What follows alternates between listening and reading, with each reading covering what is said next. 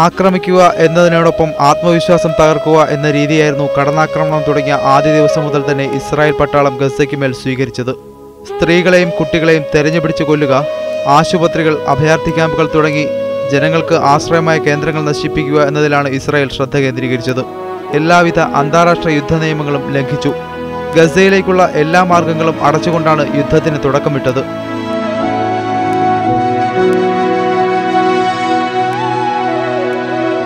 മരുന്നിനും ഭക്ഷണ സാധനങ്ങൾക്കുമായി ഭൂമിയുടെ മുകളിലൂടെ സഞ്ചരിക്കാൻ കഴിയാത്ത ഗസയിലെ ജനത ഭൂമിക്കടിയിലൂടെ തുരങ്കങ്ങൾ സൃഷ്ടിച്ചു. റാഫേൽ നിന്ന് തുടങ്ങി ഈജിപ്തിൽ അവസാനിക്കുന്നതായിരുന്നു തുരങ്കങ്ങൾ. ഓരോ ടണലുകളും ഇസ്രായേൽ പട്ടാളം തകർക്കുമ്പോഴും പുതിയവ ഉണ്ടായിക്കൊണ്ടിരുന്നു. അവശ്യ സാധനങ്ങൾ എത്തിക്കുക എന്നതിനോടൊപ്പം ഗസയുടെ സാമ്പത്തിക വ്യവസ്ഥയെ നിർണ്ണയിക്കുന്ന സുപ്രധാന ഘടകമായി പിന്നീട് ഇത്തരം തുരങ്കങ്ങൾ മാറി. ആക്രമണം രൂക്ഷമായി തുടരുമ്പോഴും ഗസ നിവാസികളുടെ ജീവൻ നിലനിർത്താനുള്ള ഭക്ഷ്യവസ്തുക്കളും മരുന്നുകളും തുരങ്കങ്ങളിലൂടെ നിർലോഭം എത്തിക്കൊണ്ടിരുന്നു. കിലോമീറ്ററുകളോളം നീളവും ഒരാൾ പൊക്കത്തിന് വീതിയുമുള്ളതാണ് പല ടണലുകളും. മണ്ണിടിഞ്ഞു വീഴാതിരിക്കാൻ കോൺക്രീറ്റ് ഭിത്തികളും വെളിച്ചത്തിനായി വൈദ്യുതീകരണവും ചെയ്തിരിക്കുന്നു.